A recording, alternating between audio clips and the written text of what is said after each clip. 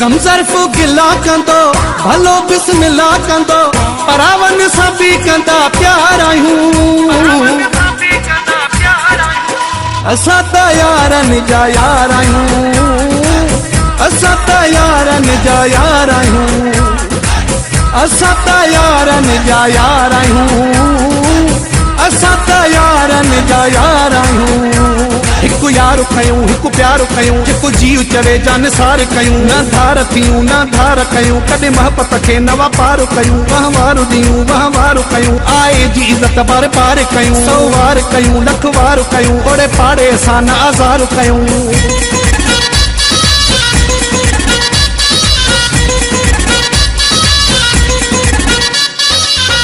मियां सारी चवंदी हो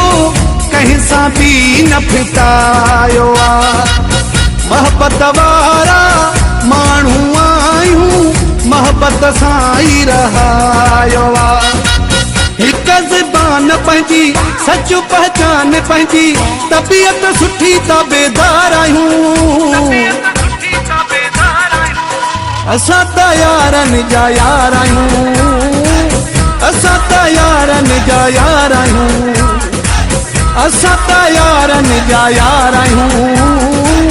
असां त यारनि जा यार आहियूं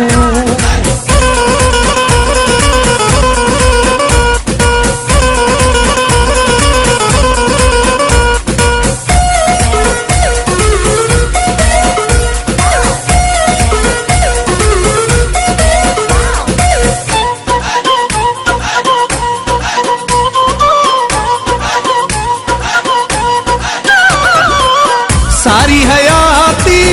कसु खाधी से संगत सां न फिटायो माण्हुनि बंगेला गाॾियूं ठाहिया मूं पर मानु कमायो कंहिंसां न धोखा कया शेरनि जा सौदा कया सहंदा न कंहिंजी मयार आहियूं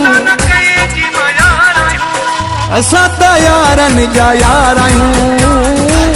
असां त यारनि जा यार आहियूं असां त यारनि जा यार आहियूं असां त यारनि जा यार आहियूं कंहिंखे सुवाल न कयो दिली हाल न कयो पोइ बि मुंहिंजो घणनि कोई ख्याल न कयो को इज़त वरिती गॾु माल न कयो मुंहिंजे बारे में काई ॻाल्हि न कयो मुंहिंजो जीअणो हाणे जंजाल न कयो कंहिं दिलि जो पूरो ख्याल न कयो अहिड़ा सूर पुछी अखियूं लाल न कयो कुर्बन जो किसो बरहाल न कयो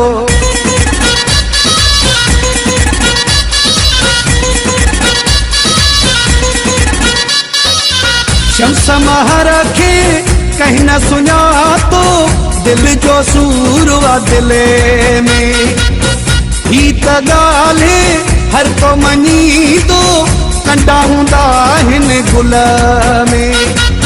ऐबन भरिया आहियूं सादा ऐं चरिया आहियूं एॾा बि न गुनहगार आहियूं असां त यारनि जा यार आहियूं असां त यारनि जा यार आहियूं असां त यारनि जा यार आहियूं असां त यारनि जा यार आहियूं असां त यारनि जा यार आहियूं